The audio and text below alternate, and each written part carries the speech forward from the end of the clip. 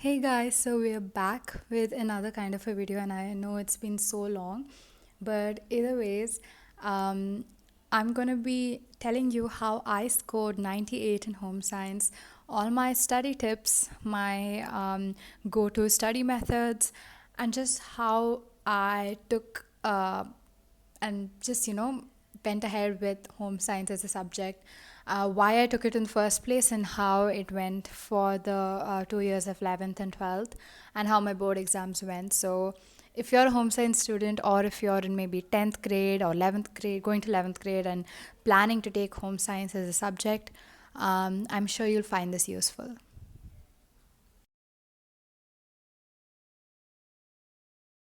So before we go ahead with this video, I first wanted to really talk about many misconceptions people have about home science. And that is because usually home science is considered to be a subject where it's only maybe cooking. You have that, I would say, prejudgment about what home science is. And many of my classmates only thought it was cooking, only thought it was trying to learn what food to put in and all that. But that's not what home science is just about. To be honest, even before I joined home science, and even now, I'm not a huge fan of cooking. But I'm so glad that this subject it isn't just about cooking. Of course, you have cooking as a practical part, but I would say it's much more diverse. And thanks to home science, I answered so many questions in my medical school interview with confidence, and that was all thanks to home science, because you're learning a lot about healthcare schemes in India, different healthcare programs, nutrition and immunization programs. You're learning about communication and journalism, which is very important. And you're also learning a lot about business, fashion cycle, how the fashion business works.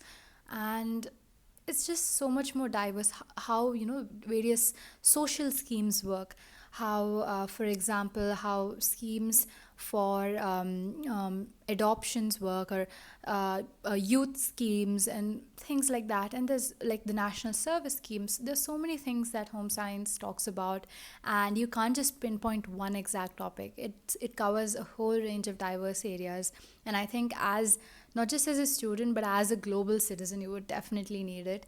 And if you're someone who's aiming to crack interviews, or just having this general knowledge, I think home science is going to be very helpful. Because I remember I was asked a question about what healthcare scheme you would like to talk about, and I talked about the Red Ribbon Express in one of my meetings. And I think that's amazing, because I learned about Red Ribbon Express in the home science, in my home science classes. So as a result, I would say that if you're someone who wants to learn various different things, and if you're someone who wants to crack interviews or have this good general understanding of how things work around you, I would say home science is a wonderful subject to take up. And I personally found it very easy to study and to score. If you're someone who's also looking into the scoring aspect, because of course everything can be easy to read and to write, but at the end of the day, we do want marks. That is an inevitable aspect, right? So many of you might have thought, okay, is it a scoring subject? Can I easily like grasp it? Yes, you can. That's my answer. I found it very, very simple and easy to study home science, provided you're dedicated. Of course, you cannot just sit there and be like, oh, I can get marks. That's not possible. But compared to the other subjects I had, I found it very easy to study and learn, probably because I had an inclination towards many of those topics. It could be because of that. But if you're someone who's maybe taking PCB, you do like about all these schemes. And if you were a PCB student and you did like social studies and all that in class 10th and ninth, or like learning about all that, but in a much more simplified manner, I would say home science is a wonderful subject for you. But anyways, let's get started on how I study home science and how I managed to score 98 in my boards. So, starting off, I would say that the home science textbooks are very, very easy to learn.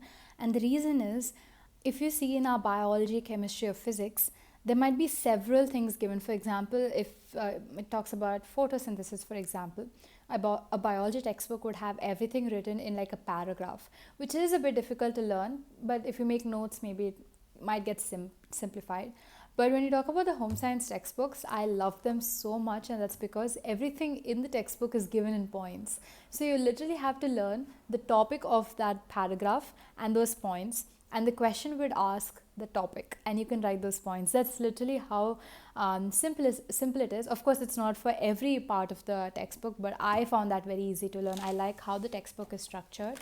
So for example, I have a chapter here that I've opened, and if you can see, there's this part which says factors used to measure the quality of life, and there are lists given in points. So usually in other textbooks you would see like paragraphs talking about different stories and all that, which is difficult to learn, but this given in points is something amazing. And I found that to be very, very useful when you're actually learning for your exams. You can just have the picture of points in your mind, like you can just visualize it and you can write down a couple of points. So again, there's something you can see in several areas. For example, let's see. Yes. So if you talk about the significance of public nutrition and healthcare, we have these 3 paragraphs, and even in that you can just take out those few key points and maybe write it in the side. That's what I do, and as easy, that's it. You're good to go. You will be sorted. So it's quite a good subject. And again here, if you see the factors related to undernutrition, there are basic causes, 3 of them, then there are underlying causes, 6 of them, and then there are immediate causes, 2 of them, and then the outcome. So very easy to learn, and this is actually a very important 3 marker for boards, which is what a teacher told, and we used to get this lot in school exams. So there are some very, very important topics which if you note down, like for example, I star these topics. If, as you can see, I will write important 3 marker and I'll star it. That's something I always do. Take a red pen, buy a red pen or whatever color pen you want. Red for me is like, oh, I get scared and like I read it. So take a red pen or something and put 3 or 4 stars near those important topics, so you're always learning it. That's how you make things important. As soon as you see a question in your school exams, in your internal exams, and you think, oh, I never knew about this, I never knew this question could be asked, write down that question. That's something I would do. So it's a lot about nutrition. There are a lot of like tables like this which you can learn. It's almost like learning social studies or like economics, which we did in 9th and 10th. So very, in that sense, it's quite simple. So again, this is about early childhood care and education. So it involves a lot of psychology. Like if you're a psychology student, you would know there are things that psychologists say about milestones of child development. So that's something you can see a little bit of that. It touches a little bit upon that, and then it comes to like other topics as well. So another thing I like about home science textbooks is they're structured in a way where there's an introduction. Like there's always like a significance part. Even like I showed you before, there's always a significance part. Then there's a little bit of data here and there. And then there'll be some like basic concepts and like as you can see here, objectives of ECCE childcare, and then there are 3. So these objectives are very important. As you can see, I would have like again starred this. So these objectives were very important. I think this was asked in boards 2023, which year was NCF. So the year was asked. So this is how you study really. You look at past question papers, you find a question, you see that content here, you write out on the side. So when you're reading the textbook again, you see that this was asked before, and you have that responsibility to study that part. Also, you'll be like, oh, how do I know if this is asked, and you just move on. So that doesn't work, right? So yeah, so it has a significance, it has some content, and by the end, usually in the chapters, you will have like preparing for a career. So whichever field is given, for example, if there's a field of public nutrition, what is required for the career? What kind of education do you need? Do you need a 10th and 12th grade? Would you require a course? So that is usually given in the end. And also some skills required for that career is usually given, which is also very important. So these education required, skills required, and what career choices you have would also be very important for boards. For example, services in this field is creches, daycare centers, nursery schools, and all that. So like usually these kind of questions are asked a lot. They'll like give a hint, and then they'll ask you what are the skills required for it, what is education required, and what career opportunities they may have. So it's like very application based. For example, let's say an example of a girl named Mary. So Mary has completed this course and she's looking for a job. Which job would you suggest, and what does she need to study to do that? So these are the kind of questions that are asked.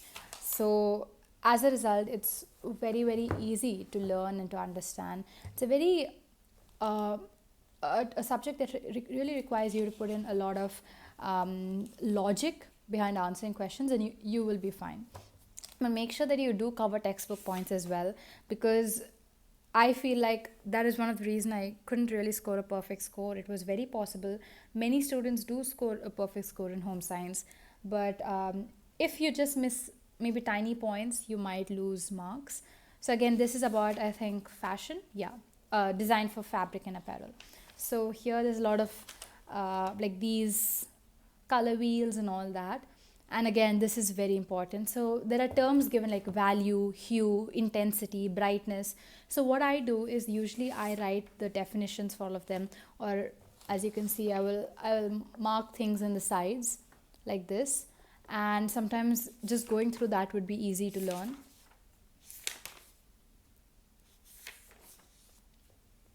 So here we have principles of design, and this was very important. So just write the basic gists of everything, and you'll be fine. Have the practice of writing at the edges of the textbook. You have so much space. Write those extra things. Like I prefer to write important things, whatever the teacher says, in classes for any subject. So when my teacher for home science tells that, oh, this was there in the 2000s board exam or something like that, for example, I would write that down in my notebook. And when I'm first time studying the chapter, I'll open my notebook. Like for example, one second. Yes. So if this is my notebook, I would study like this. I would just open my notebook, and then I would open my textbook, and then if for example, I see public radio, or I mean, this is just an example, these two are not the same chapters, but if something is important here, let's say here I've marked principles of design is important. So imagine it wasn't marked and this was like a fresh page in the textbook, and if I in my notebook had marked that principles of design was important, I wrote it down because my teacher told it was important. I would come home, I would look at my notebook, and I will mark that in the textbook. So usually we write a lot of textbook points in the notebook itself, but whatever extra is said that, oh, this is important, oh, this came in the board exam, oh, this is a frequently asked question, I would mark that in my textbook. And that's how I learn. And at the end, when you're nearing board exams, I will not need the notebook anymore. I will not all need these sheets and all that. I will only need my textbook because I've marked everything in it. Everything's in one place. So this is something not just for home science, but any subject. Keep everything in one place. It's so unnecessary to be having a notebook, a textbook, all that stuff. It's genuinely, trust me, during board exams, you will be running around like anything. You'll have all these extra classes your teachers will ask you to attend, and there's so many things will be going on, and you cannot really predict what might happen. So at that time, opening your notebook, and even in the morning of board exams, if for example, I know there are many people who say, oh, don't study in the morning and all that. I'm not that sort of person. Maybe I'll change when I go on to university, but right now I'm someone who will study in the morning of the exam. I have that habit. At least it's not like studying, but it's just really keeping my mind activated, because I don't want my exam to be the first time I'm like writing or reading or something. No, even in the morning I just want to do a little bit of reading, a little bit of like going through stuff, so that my brain is like constantly working and constantly staying activated, which I find very important. But anyways, I mean, it's your personal preference, but in the mornings or in the night before when you're studying, having only textbook and having every important thing written in that is very helpful. Trust me, it saves so much time, and you don't have to carry everything right before exams. So definitely keep that in mind. So yeah, I find that to be very helpful. And I mean, this is a subject where if you focus, you can like score really, really well. For example, there's this chapter about hospitality management. So what I do is, for example, this cycle is very important. It's called the guest cycle. I've started like retain customer loyalty part. So all these important stuff are being started by me. For example, here I've written must learn, because these are the roles of these are several designations, and these are the roles of the designations. So they might say, for example, Ria or someone is, they'll usually give names and it's very realistic.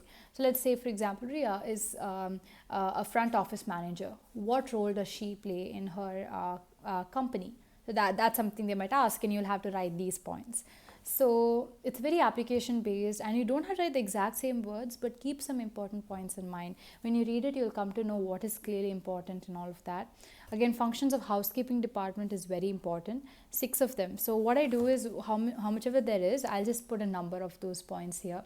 So when I'm like when I just see this heading and I see 6, I quickly try and remember those 6 points, so I'm not forgetting about anything. So again, that's another tip I do. Again, here, sample question paper, I've written SQP, which is sample question paper, this flow chart, and I've star marked it. Asked to draw and write the functions. So again, that is very important. So this is how you like mark everything that's important, and that's how you study. So I think in terms of textbook, that is what I do. And what you do in class in the notebook is the same thing. Literally, if I have development, communication and journalism, this is the chapter I have open. So in the textbook, you saw significance. So I've written significance here, and our teacher usually puts those textbook points on a slide. So I just write it in terms of a question. So if it talks about development, I write, how does communication help towards development? And when my teacher is discussing, she might say, oh, this was a very important 2-marker question in one of the previous board exams. I've written here 2-marker, important star. That's how we do it.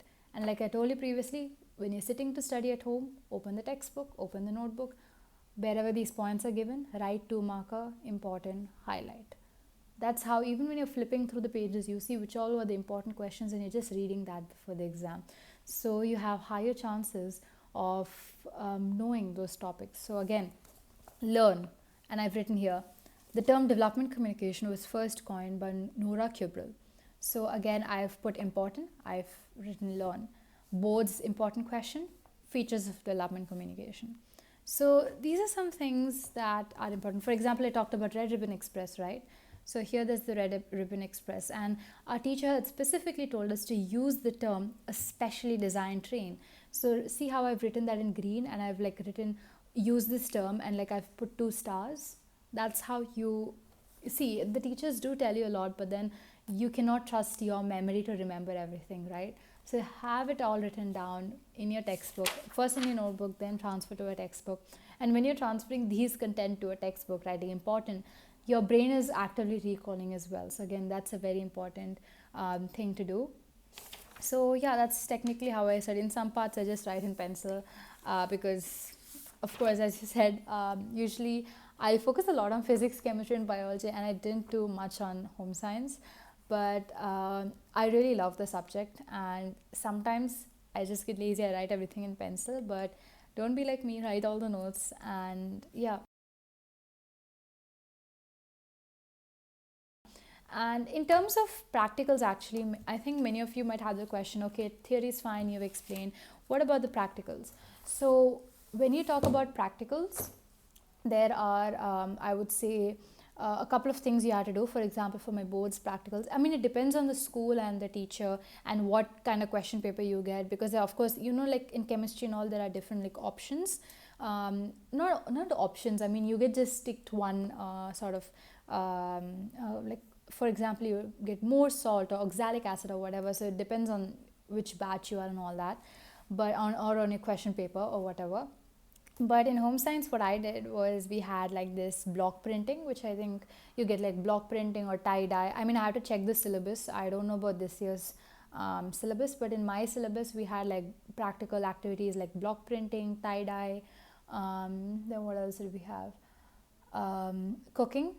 So you either cook for elderly or like children's canteen menu or something like that. And I think apart from that, we had to make a card about consumer problems.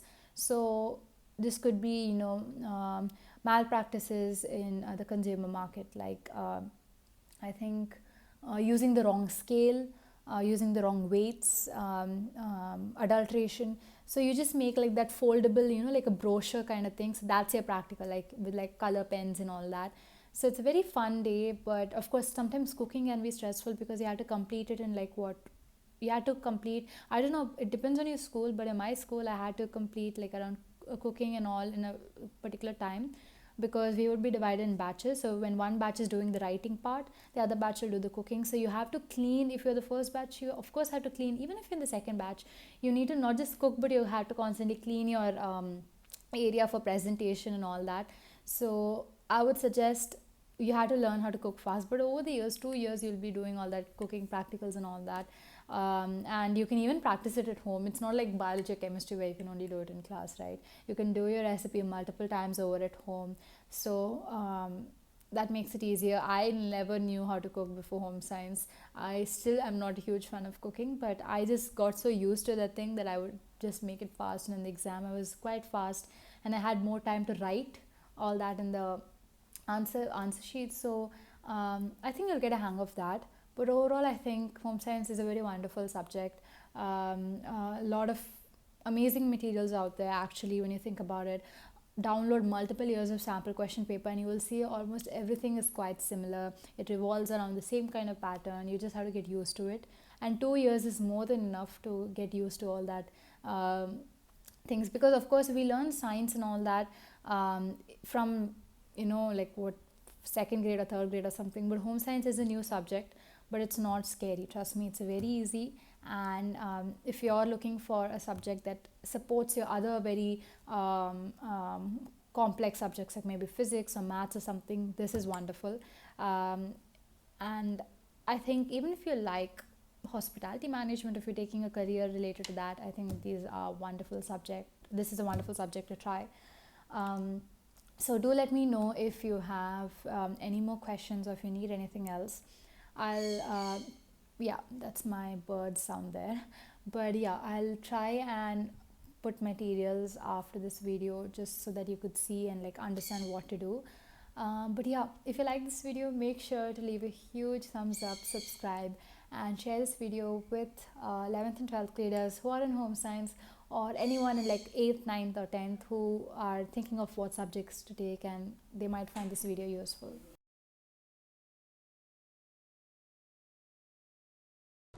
So I've scanned a couple of pages with important points and questions. Of course, I didn't scan the whole book because there were many many chapters that were deleted from the syllabus this year. So I'm not sure if it's the same for your batch as well whenever you're watching this video. So I've just taken pictures of those pages which have important points or which I've marked important, and I've scanned it and I'm just showing it. I'll try uploading the scanned document. I am having trouble uploading it. I'm not able to do that. That's why I've scanned it and then screen recorded it. I'll try my best to upload, but if not, do put this video on your maximum quality on the phone and try to increase your brightness and try to see if you can use this and find it helpful. So I've done this for the first book only. In the second book, I'll try to upload a PDF, or I'll see if I can do a separate video for that. But if you would like the part 2 books PDF as well, like the important parts, do let me know. And I'll try my best to upload it.